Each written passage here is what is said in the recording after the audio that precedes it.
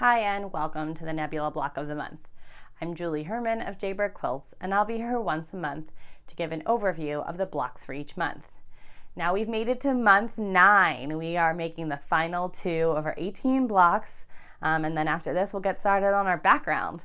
But this is exciting that we've made it to month 9. So these are our final 2 blocks and I just adore these blocks. I love the motion that you get from them. I shouldn't pick favorites, but these kind of are my favorite blocks in the whole program. I think that's why I save them for last. Sometimes it can be hard.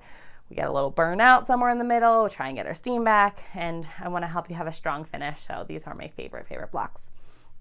So gather your pattern for month 9, which this is your pattern, and you're going to need 8 fabrics. They're detailed all in the back. These are the ones that I used, which are the Tulip Pink Hexies and the Fairy Dust and Solid in the like limey green family, and then these different purples, some more Hexies, Wildflower, and Solid.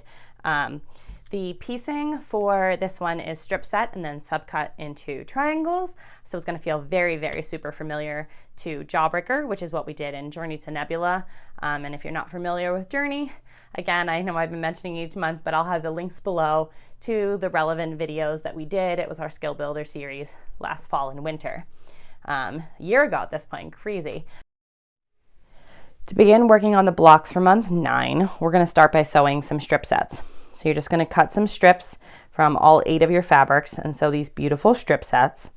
And then you're going to cut triangles from these strip sets using any of the 3 rulers at this point, the Sidekick, the Hexamore, or the Super Sidekick. You want to make sure these strips measure the width that they say in the pattern so that your triangles come out accurate.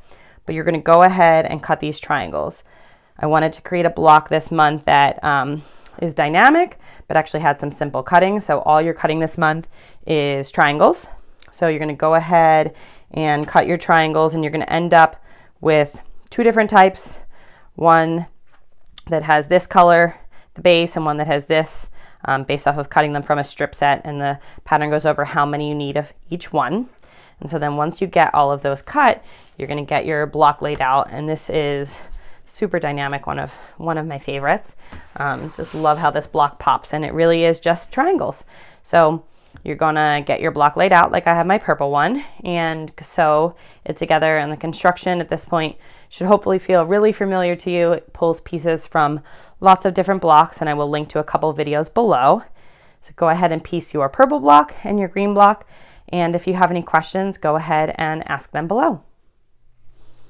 Once you have completed your blocks for month 9, give yourself a pat on the back, a little round of applause. Amazing, we did it. We got all 18 blocks made, and now we're going to move on to our background.